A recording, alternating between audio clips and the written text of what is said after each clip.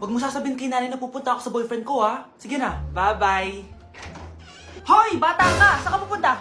Anay! Gagawa lang po kami ng project sa kaklase ko. Wow! Kailan ka pa nag-aaral na maayos? Pupuntahan niya yung boyfriend niya. Ah! Kaya pala pulang-pula yung labi mo kasi tatakas ka! Anay! Humanda ka sa akin. Sasakalin niya daw ako, Nay, oh! Aba! Humanda ka sa akin, bata ka! Halika dito! Anay, hindi na! Nay, nawala daw ni Kuya yung Tupperware mo. Ano? Nawala na yung pinakamamahal kong Tupperware? Humanda sa akin ng kuya mo. Nasaan yan? Lagot ka, kuya. Galit sa'yo si mama. Ano sabi mo, Kyle? Nasaan na yung kuya mo? Ha? Nandito ka palang bata ka, ha? Etong sa'yo. Bakit mo pinito yun, Nay? Sabi ni Kyle, nawala mo doon Tupperware ko. Anong nawala? Eto Tupperware mo, Nay, oh. Ay, nandyan pala. Agad ka kasing nagpapaliwala dyan. Tawa ka dyan, ha? Humanda ka sa akin. Few moments later. Boring naman ang pinapanood mo. Palitan natin yung mas nakakatawa. Ah, sige, kuya. I'm asking you to kiss me. Hindi naman nakakatawa yan eh. Bastos yan eh. Ayun na, magkikiss na sila. Hay! Mga punyeta kayo? Ano pinapanood nyo? Anay! Si Kyle, Nay. Siya yung nanonood eh. Kyle! Ang bata mo pa? Ganyan na pinapanood mo? Kala ko naman matino ka. Si Kuya yun, Nay eh. No! Simula ngayon, bawal ka na mag-TV. Unang tanong, magbigay ng bagay na nagsisimula sa letrang K. Okay, Samantha? Kuko? Kuko is 3 points lang. Sayang. Okay, ikaw naman, Scarlett. Sisimula sa K. Kifi. Kifi is the top answer. Yes. Okay, next. Magbigay ng parte ng katawan. Scarlett, dahil ikaw ang nakahula ng top answer, ikaw ang mauuna. Ah, pantog. Basic. Pantog is 10 points. Ha?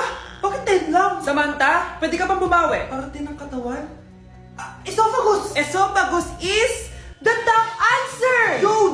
Eto na! Sino kaya sa inyong dalawa ang mananalo ng 1 million pesos cash? Akin na tong 1 milyon. Humanda ka sa akin, Scarlett. Anak, ayusin mo! 1 milyon yan! Mauna tayo kay Samantha. Ano ang bagay na mahaba at matigas? Mahaba at matigas? Tornilyo? Tornilyo is 50 points! Pero, hindi ito ang top answer natin, ha? Okay, Scarlett, may chance ka pa na hulaan ang top answer.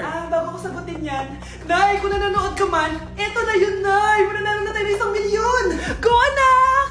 Ang bagay na mahaba at matigas ay... Opo mo sumagot, anak! Sayang yung 1 milyon! For our last question, ano ang full name ko? Wala naman yun sa lesson, ah. Siyempre, dapat alam niyo yung pangalan ko. Dami namang alam nito. Di ko maalala full name niya. Perfect na sana ako, eh. Kapag di niyo nasagutan yan, minus 10 kayo sa akin. Aba, ma'am, paano namin malalaman yung full name mo? Eh, di ka naman nagpakilala sa amin. Ano ka, sikat? Artista? Ang lakas mo mag-minus kapag di nasagutan yung full name mo? Sige nga, ano full name ko? Kapag di mo nasagutan, ma-minus ko yung sweldo mo. Tsaka magagamit ba namin yan kapag nagtrabaho na kami? Di naman, di ba? Pakinamin sa full name mo. Mga anak, maganda ba? Oh, mawawala ako ng 3 araw, ah. Nay, kailangan ba talaga tumuloy doon? Importante yun, anak. Minsan lang ikasal yung kumare ko, no? Tsaka sa Cebu siya gagawin, di ba? Shala. Basta, Nay, mag-ingat ka, ha? Oo naman, anak. Huwag ka mag-alala. O siya, naalis na ako. Mga kapatid mo, ha?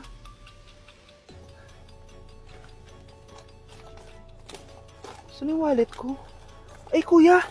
Balik tayo sa bahay. Nakalimutan ko yung wallet ko. Ano ba yan? Maliliit na ako. Saan na ba yan? Ito. Ano ba yan? Oras na. Mabuhay, ma'am. Welcome to Air Philippines. How can I help you? Ay. Miss. Dito po ba yung flight VD415? Yes po, ma'am. Check ko lang po. As per dito, ma'am, nakaalis na po yung aeroplano. Ha? Hindi ako pwede malate sa kasal na kumari ko. Kailangan ko umabol. Ma'am, kailangan niyo po ulit mag-rebook kaso ang next available flight is bukas pa po, ma'am. Ano ba yan? Gawin mo ng paraan. Diyos ko, sayang lang pera ko. Wala palang kwenta to airlines nyo eh. Uwi na nga lang ako. Sorry, ma'am. Oh, Nay, nandito ka na agad? Akala ko ba 3 araw ka mawawala? Eh di ayun, naiwan ako ng aeroplano. Alam mo, parang pinipigilan talaga ako ng universe makaalis eh. Nay, buksan mo yung TV. Ha? Bakit? Breaking news! Nandito tayo ngayon sa site kung saan nag-crash ang flight VD415. Ayon sa mga otoridad, walang nakaligtas sa mga pasahero nito. Kaya pala, kung nakasakay ako dun sa aeroplano na yun, patay na ako ngayon.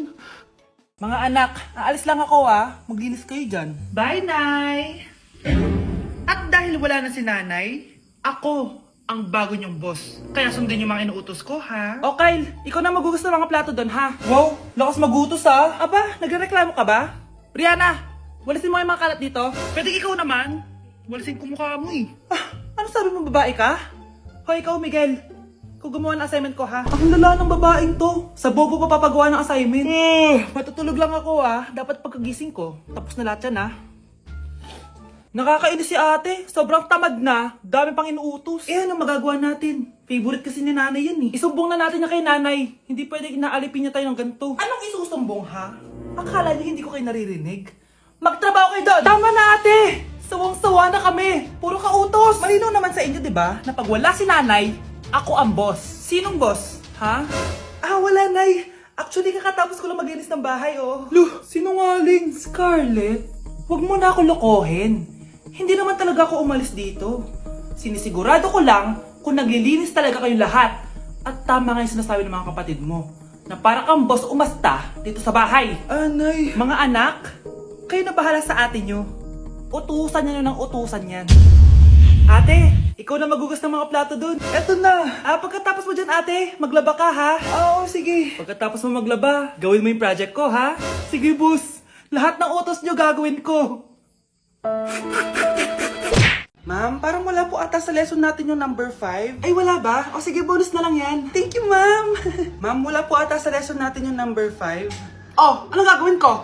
Puro ko kasi daldalan, kaya di mo alam. No, favoritism si ma'am. May sinasabi ka? Ay, wala po. A few moments later. So, ganun lang siya kadali. Ma'am, pwede po pa-excuse? Sumasakit po yung puson ko, sige, punta na lang sa clinic, may gamot doon. Sige po, ma'am. Nagets niyo ba, class? Ma'am, excuse po, sumasakit po yung puson ko. Ang arte mo naman. Konting sakit lang, excuse agad. Kapag di maganda, wag na mag-inarte. Kala mo naman ang ganda ni ma'am. Hello po, ma'am. Sorry po, absent ako kahapon. Nagkalagnat po kasi ako, ganun ba? Sige, excuse na lang kita. Sige po, ma'am. Thank you po. Ma'am, excuse po. Nilagnat po kasi ako kahapon kaya di po ako nakapasok. Naku, tigilan mo ako, Walang isang araw na lagnat. Ang sabihin mo, tamad kang pumasok. Ikaw nga, palagi ka nga di pumapasok, Anong sabi mo? Totoo naman, ma'am. May favoritism ka. Susumbong kita sa principal. Maniniwala ba ang principal sa'yo? Wala ka namang ebidensya. Anak, mag-exam tayo mamaya, ha? Dapat mas mataas grades mo kay Scarlett. Oo naman, Nay. Mas magaling naman ako sa kanya. Anak ni ma'am si Samantha. Eto yung mga sagot mamaya sa exam. I-perfect mo yan. Sige na, Nay. Baka may makakita pa sa atin. Humanda kayong dalawa sa principal. Tapos na yung maliligayang araw niyo.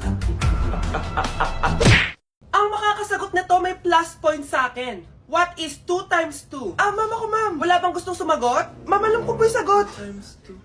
Ma'am. Okay, Samantha. 2 times 2 is 4. Very good. May plus 5 ka sa akin. Ang daya naman, kanina pa ako nagtataas ng kamay. Ma'am, pwede pa po ba ako mag-take ng quiz? Absent kasi ako kahapon, Ay, hindi na. Absent pa more. Tatamad-tamad ka kasi mag-aral. Nagkasakit po kasi ako, ma'am. Anong gagawin ko?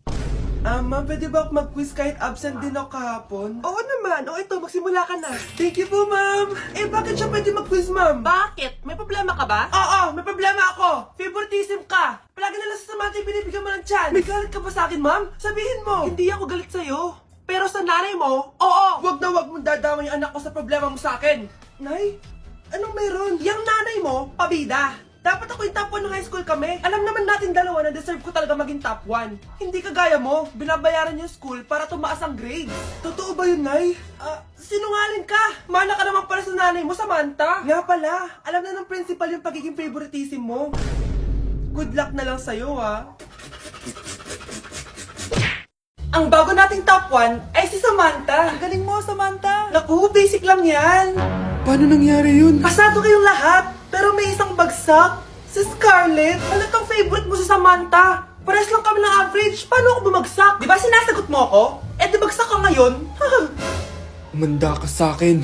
A few moments later. Class, mag-behave kayo. Nandito yung principal natin. Magandang umaga, class. Kamusta yung bago nating teacher? Gusto ko pong i-report yung teacher na yan dahil may favoritism po yan.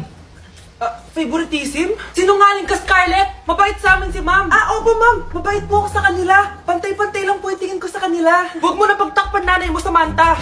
Hala, OMG, magnanay sila.